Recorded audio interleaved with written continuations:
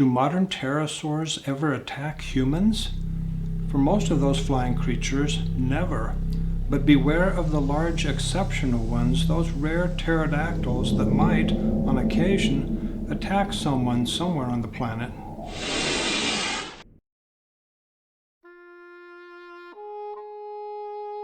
This is a memorial for a fisherman who died many years ago on a small island in northern Papua New Guinea.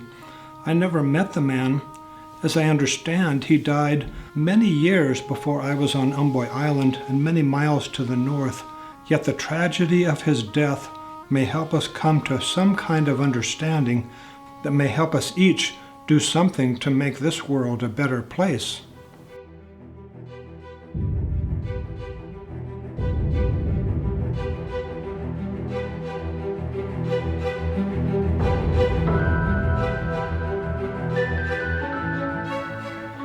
Over the past 17 years, I've received hundreds of reports directly from the eyewitnesses themselves, persons who have encountered apparent non-extinct pterosaurs.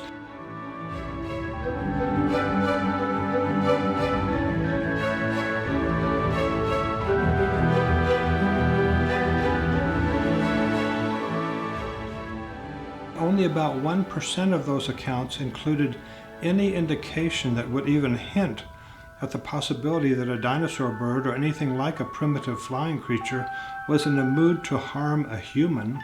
Stay with me to near the end of this video to get details on a terrifying encounter a teenage girl had with a huge flying creature at night in Virginia. For now, we focus on Papua New Guinea in the Southwest Pacific, where I led a Ropen expedition in 2004. About 150 miles north of Umboi Island is Manus Island. In this area, the natives call the Ropen core. In 2010, I received a few emails from a native who was born on Manus. I now quote parts of his emails. Quote, "This is the story from the grandson of the man who killed the creature." Unquote. As a side note, the native man who killed a core eventually died from the injuries he received from the animal. The native apparently was defending himself from continuous attack from the flying creature.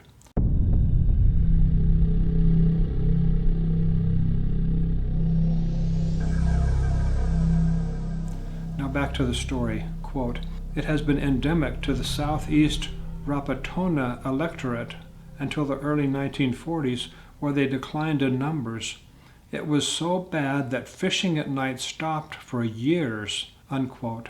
I have no independent verification for that, but apparently the natives in this area stopped fishing at night because of the danger from those flying creatures. Now back to emails. Quote, "The creatures described as having skin all over it.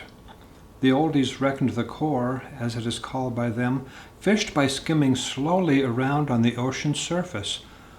Large ones have been seen to take turtles, dolphin, and even young crocodiles." Unquote. Now we get to the attack on the native fisherman. Quote, "This story is from the early 60s, the last death reported by this creature. The native of Tandul village, Pack Island, went fishing and was attacked. The animal destroyed his canoe and he fought it with a traditional fishing spear. Every time the animal attacked, he dived under, and when the light above him showed the animal, he would lunge up, doing only slight damage. It followed him to shore, where a sea cave runs into a crevice which leads into the middle of the island. Badly wounded and backing into this barret, he wedged the spear into a crevice and took the animal through the mouth with the spear. He crawled out, was found by villagers who went to see the animal and told his story. He died 3 days later. Now there are only a few very shy. They have a suspected area. They live in the middle of large volcanic islands in caves. The natives declare it taboo and is never visited." Unquote. Now let's move to Virginia in the United States.